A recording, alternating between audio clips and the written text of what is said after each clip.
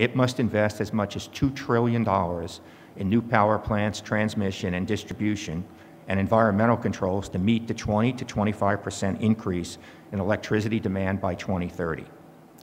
The pace of clean technology development is largely dictated by the ability to secure financing, a challenge at the best of times, but even more so in today's tight credit environment. Addressing this challenge will require innovative approaches to financing. Simply put, for at least nuclear plants, and I believe clean coal plants, the companies cannot build them without help from the federal and/or state governments. This need is being recognized. U.S. government policies and practices support the deployment of clean energy technologies, including nuclear, through the financial incentives in the 2005 Energy Policy Act. A number of states where nuclear plants are proposed have enacted legislation or regulations or both to help companies secure financing for nuclear plant construction and recover costs during construction. However, we believe that time demands a new federal financing corporation. We call it a Clean Energy Development Bank, modeled on the U.S. Export-Import Bank with sufficient financing capability to ensure the capital flows to clean energy technologies, including renewables, advanced coal-based systems, nuclear, and other clean fuels. Fortunately, Senators Bingaman and Murkowski, the chairman and the ranking member on the Senate Energy Committee, deserve great credit for recognizing this imperative. Bipartisan legislation to create a Clean Energy Deployment Administration was approved by their committee 2 weeks ago, and as we meet today, a companion legislation is being introduced in the House. It is sound policy to support exports of U.S. goods and services through Exim Bank. Surely it must also be good policy to support the deployment of clean energy infrastructure and creation of green jobs here in the United States. Looking at the financing platforms available to the industry today, implementation of the loan guarantee program does remain challenging. But as you heard from Mr. Hoyer, there are actions up there to try and make it work better. And we're going to continue to work with the companies, and we believe it will work better. And in that regard, we still expect that DOE will execute conditional commitments with the 4 lead nuclear projects by the year's end. Nuclear energy, as Gary mentioned, is a capital-intensive technology. But we believe that the new nuclear plants will be competitive despite their large capital cost. As you know, the capital cost is certainly the most important factor in financing, but it's not the sole determinant of a plant's competitive position. The key factor is the cost of electricity from the plants at the time it starts commercial operation relative to the other alternatives available at that time. All of the modeling that we've done, all of the analysis that the lead nuclear plant projects have done, and all the independent analysis we've seen says that nuclear should be competitive from an electricity standpoint with any of the other good baseload alternatives. As our industry moves forward with new reactor development, NEI is working with our members on a broad range of issues to ensure that the first wave of advanced nuclear plants are successful. This spans work on regulatory, legislative, public affairs, project management, and construction management disciplines. Between the issuance of the combined construction and operating license and the start of construction and start of plant operation lies an enormous amount of work that requires rigorous management to ensure high-quality construction on schedule and within budget. In addition to an improved NRC licensing process, the next generation of nuclear plants built in the United States will benefit from an industry-wide inventory of lessons learned. The roadmap for success includes things like industry coordination on licensing and pre-construction preparation by reactor design-centered working groups, a focus on quality assurance and corrective action programs for new plant construction, and from a risk management standpoint, managing the process to implement the inspections, tests, analyses, and acceptance criteria that the NRC will use to determine whether the plant is ready to operate safely once construction is completed. Since the November election, many people I've spoken with, and you heard it a bit today, have questioned our industry's growth potential based on perceived opposition or indifference to nuclear energy by the Obama administration and some congressional leaders.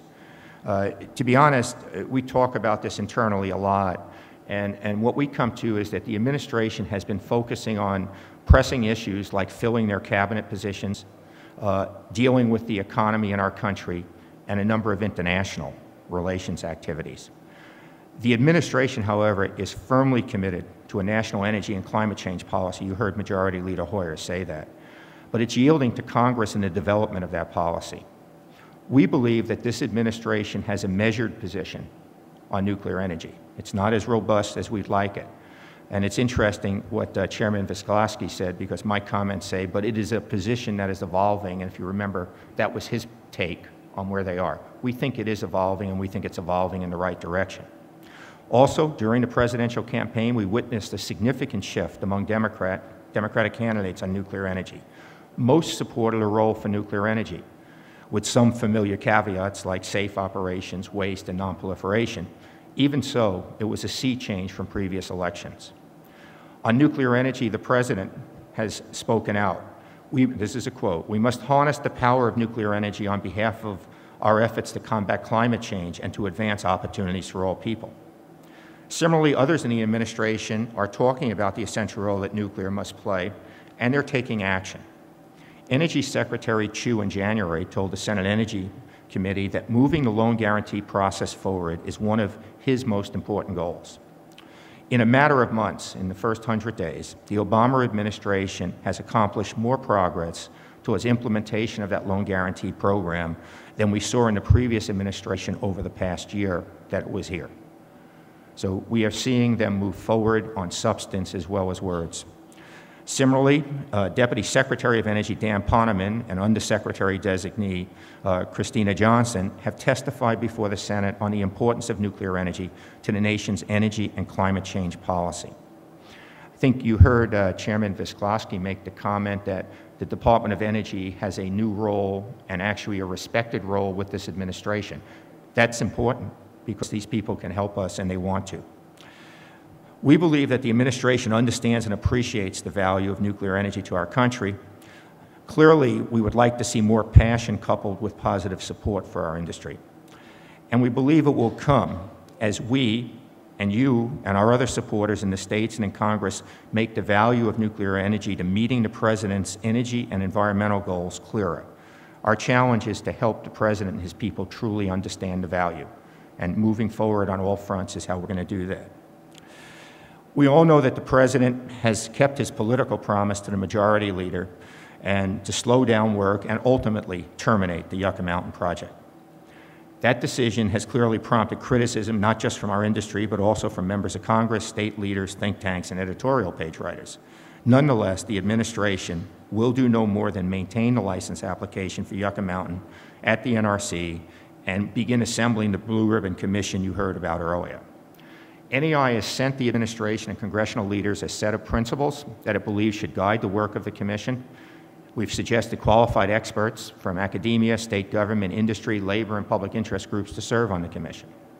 Among our recommendations that we're going to be pursuing, we believe that the fee paid into the Nuclear Waste Fund by consumers of electricity from nuclear plants should be eliminated until the administration proposes its new program.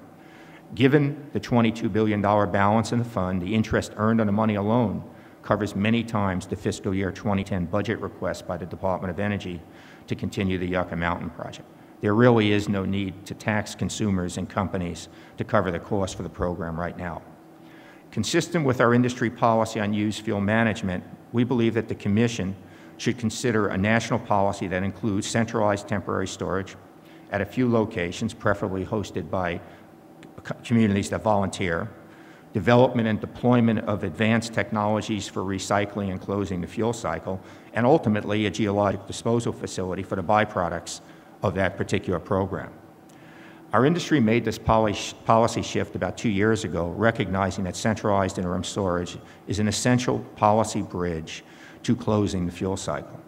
We believe the panel should conduct a thorough, impartial assessment of the government's approach to radioactive waste management, review the existing research to determine its consistency with international standards, and most importantly, develop a sustainable strategy for used fuel management. We also believe that scientific reality should underpin the panel's work. In the meantime, the NRC should continue its review of DOE's license application, since completing the review will provide invaluable insights into licensing a geologic repository. And to be honest with you, the geologic repository will be out there. On the other end of Pennsylvania Avenue, our industry has been able to bridge the partisan divide and generate broad support for nuclear industry, for nuclear energy.